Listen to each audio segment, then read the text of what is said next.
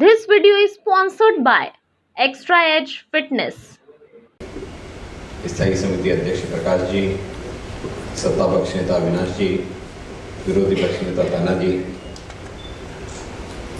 MSME के पार्लेवार जी, माननीय आयुक्त राधाकृष्ण बी जी, इस प्रभाग के नगर सेवक रूपाताई, संजय जी, सुनील जी, इस सभागृह में उपस्थित नागपुर महानगर पालिका के अधिकारीवर, एमएसएमई के अधिकारीवर, उपस्थित सभी भाइयों, माताओं और बहनों,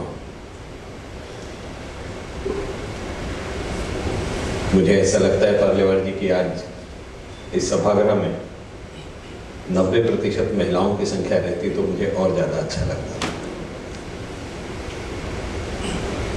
1893 में हिंदुस्तान का एक नौजवान शिकागो धर्म परिषद में गया और वहां जाने के बाद उसने अपने मित्र को एक पत्र लिखा और उस पत्र में उसने यह लिखा कि मैं जब अमेरिका पहुंचा तो यहाँ पर महिलाओं को जब पुरुषों के साथ काम करते हुए देखा तो मुझे ऐसा महसूस हुआ कि मेरे देश ने अपनी आधी उम्र गंवा दी है।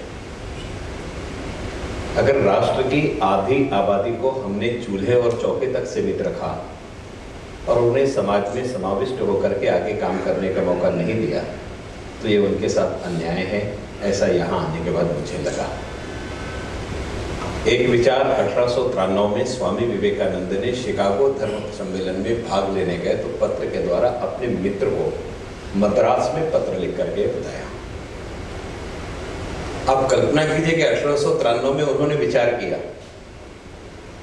और पार्लेवार जी जिस प्रकार से बता रहे हैं 2021 में हम पहला प्रोजेक्ट कर रहे हैं। यानी उनके सूचित करने के बावजूद भी राष्ट्र के कर्णधारों ने इस दिशा पर ध्यान नहीं दिया। आयुक्त महोदय, मैं 1997 में पहले बार नगर सेवक बना।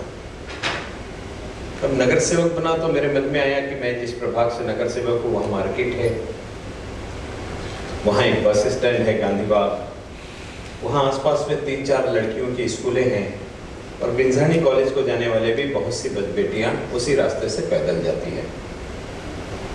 तो मैंने एक महिला टॉयलेट बनाया, यूरिनल बनाया। मेरे लिए नॉर्मल रूटीन था कि मेरे मस्तिष्क में आया और मैंने बना दिया। महानगर पालिका की डायरी छपी, उसमें छपा कि महानगर पालिका के इतिहास का पहला यूरिनल, वो आज़ादी का 50वां वर्ष था। यानी आज़ादी के 50 वर्ष बाद म्यूनिसिपल कॉर्पोरेशन ने पहला यूरिनल महिलाओं के लिए बनाया। अर्थात राष्ट्र तो तरक्की करता गया, लेकिन कहीं ना कहीं समाज का एक ऐसा वर्ग था कि हम भाषण में तो कहते थे कि सप्तऋषि में अरुंधति थी, 1857 में झांसी की रानी थी, रानी चेन्नम्मा थी। हम यह बताते तो है, लेकिन हकीकत में जो सारी बातें होनी चाहिए समानता के दृष्टि से वो कहीं ना कहीं कम दिखाई दी और उसकी प्रतिपूर्ति इस प्रोजेक्ट के माध्यम से हम लोग नागपुर शहर में करने जा रहे हैं। नंदाताई महापौर बनी, महापौर बनने के बाद पहला बजट था। हम नंदाताई के साथ बैठे थे। नंदाताई ने कहा कि भैया आपने विवेकानंद जी का स्मारक बनाया है, मुझे जिजाऊ का स्मारक बनाना है। मैंने कहा ताई, जिजाऊ का स्मारक उससे कुछ अलग होना चाहिए।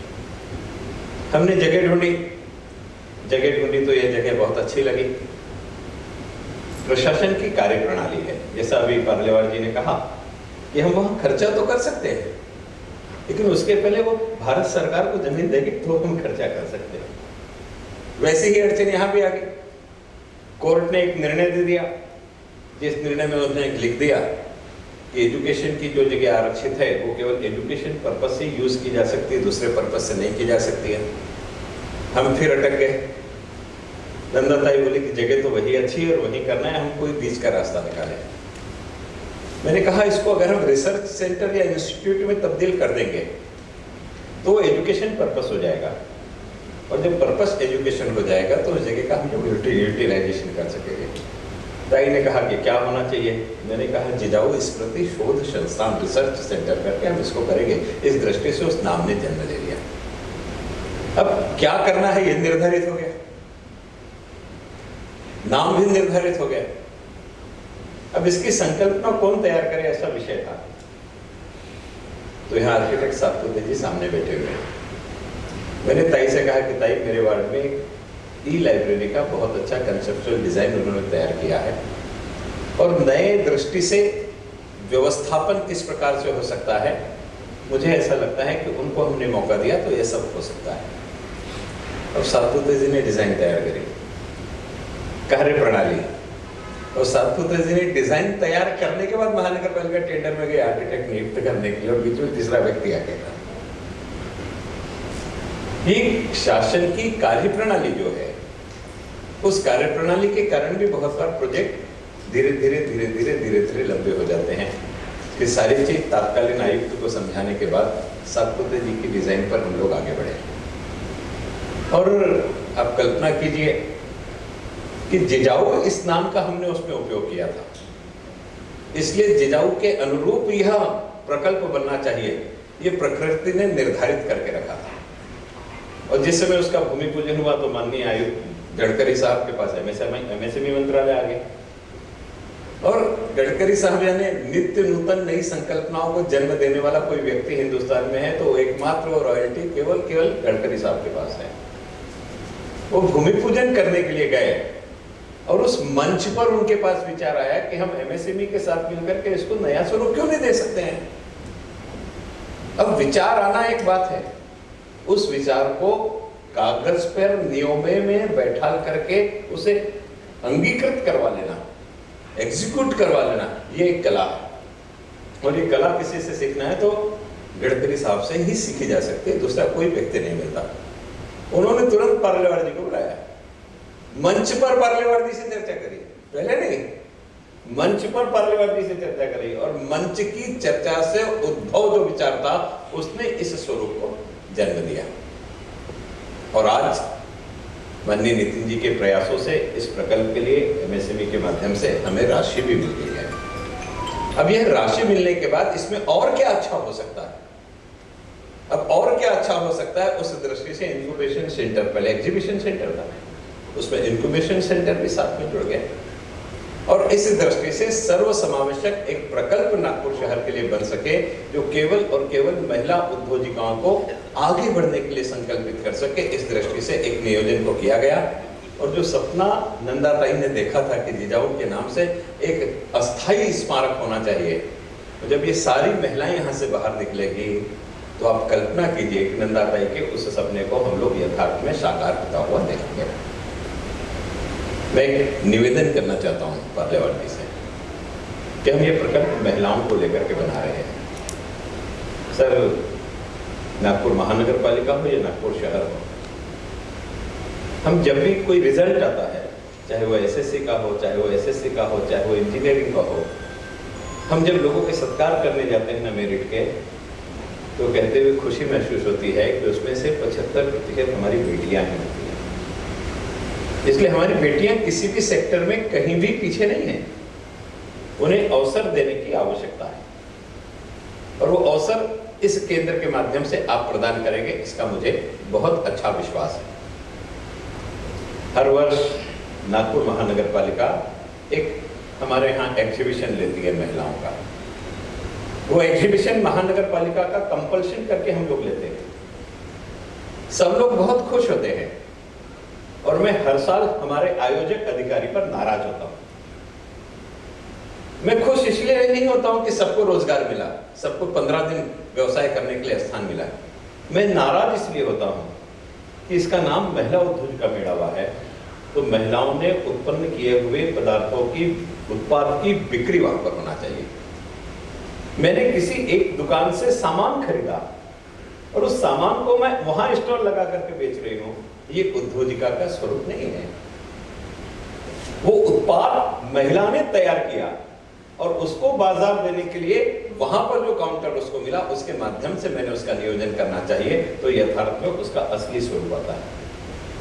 मैं उनको सहजता से बताया।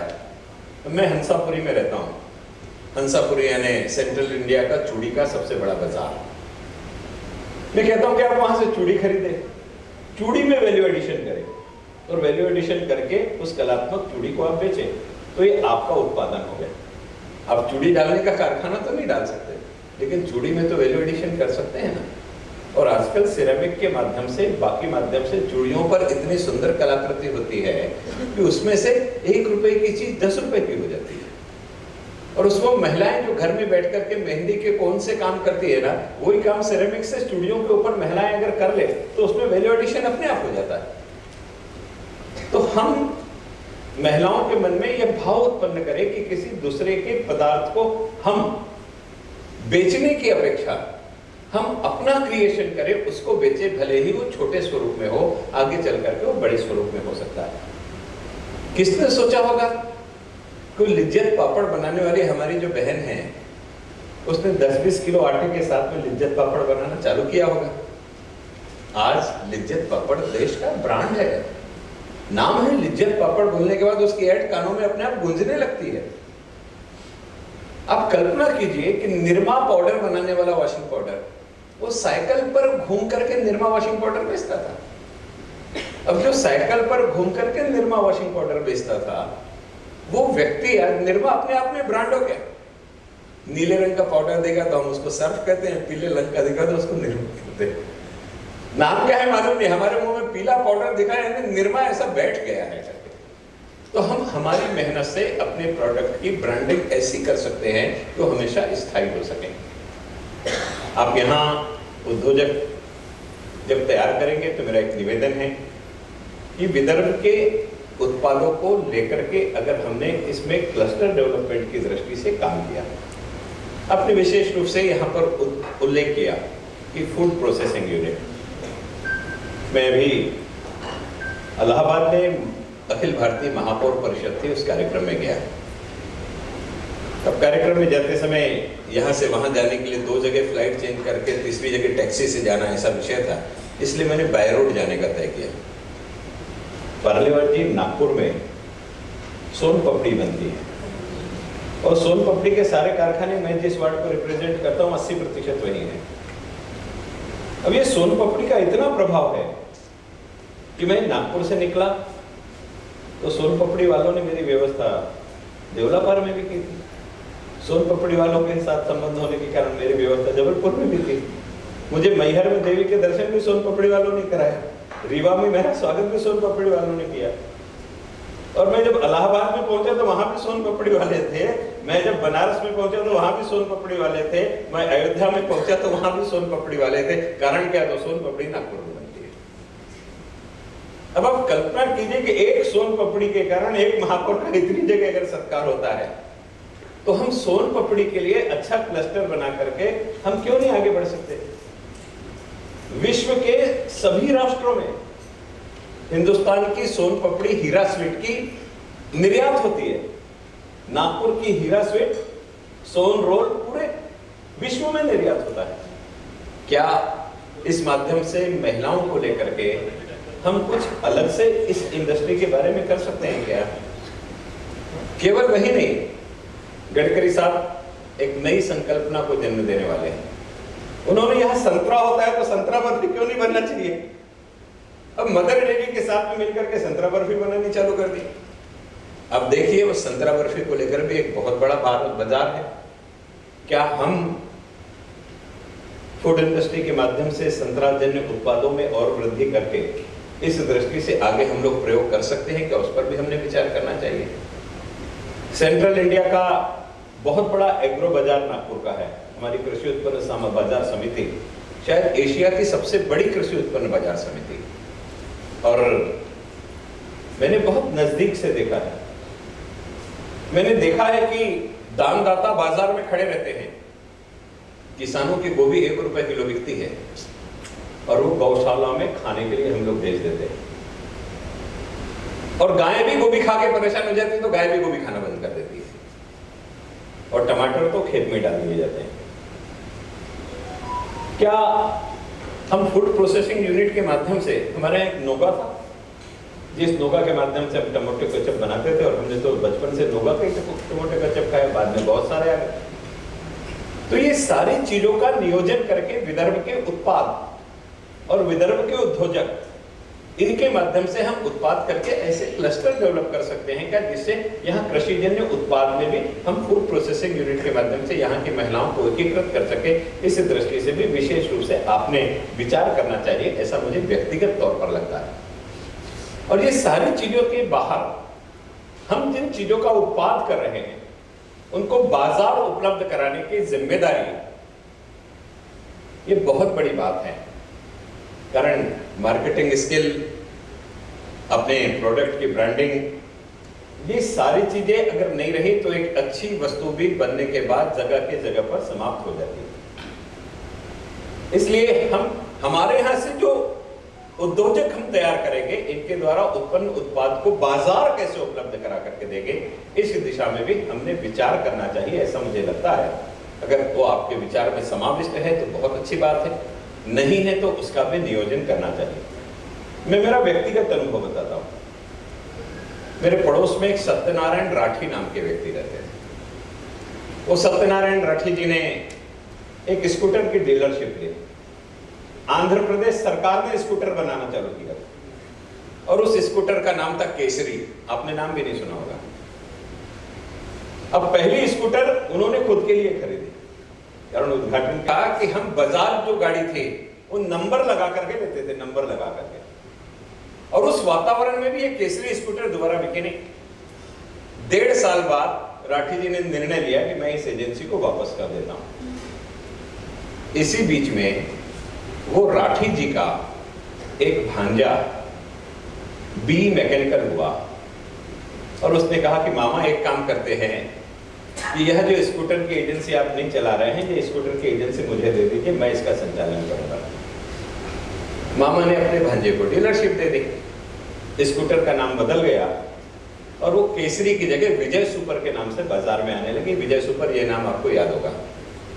और बाजार में बहुत बड़े प्रमाण में विजय सुपर बेची गई। केवल नाम बदला गया और डीलर बदला गया। और विजय सुपर बेचने वाला जो व्यक्ति बना, कौन है आप जानते हैं? वो भांजा जो है उसका नाम है ए.के. गांधी। आज कोई भी कंपनी को माल बेचना है तो ए.के. गांधी के दरवाजे पर खड़ा रहता है कि मेरी डीलरशिप आप लोग आप बेचोगे। तो जिसकी सेल्समैनशिप अच्छी है वो बाजार में माल को बेच सकता है। ये हर आदमी की कला होती है। एक व्यक्ति 1.5 साल में एक स्कूटर नहीं बेच सका और उसके भांजे ने बाजार में विजय सुपर का पूरा मार्केट खड़ा कर दिया। कमिश्नर साहब, वो विजय सुपर के आजू बाजू के जो कवर थे बाहर निकल जाते थे तो लोगों ने साइकिल का ट्यूब लगा लगा के विजय सुपर चलाया। गाड़ी बहुत अच्छी थी, माइलेज अच्छा देती थी, लेकिन घड़घड़ घड़घड़ नहीं बजने से साइकिल पर ट्यूब लगा देते थे। तो मैं यही निवेदन करूंगा कि हम ये प्रयोग बहुत अच्छा कर रहे हैं, लेकिन इसमें उत्पाद तैयार होने के बाद इसका बाजार उपलब्ध कराने की दृष्टि से भी हमने कुछ ना कुछ मैकेनिज्म तैयार करना चाहिए, तो हम बहुत अच्छी बात आगे कर सकेंगे।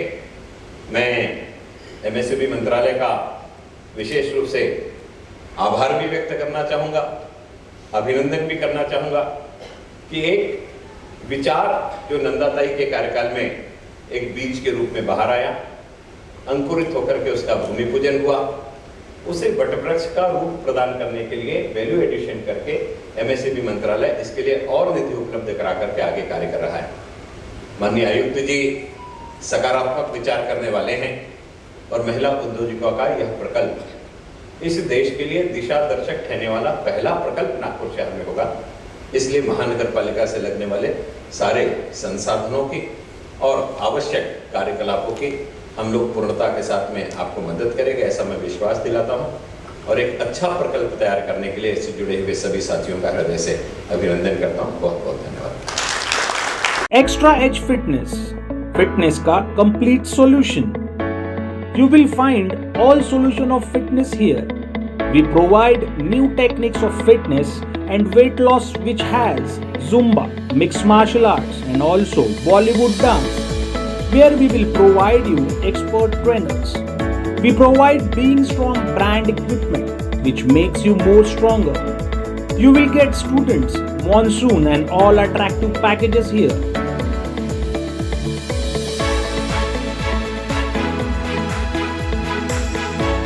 Our address 3rd floor, RPTS ground, above Domino's Outlet, Madhav Nagar, Nagpur.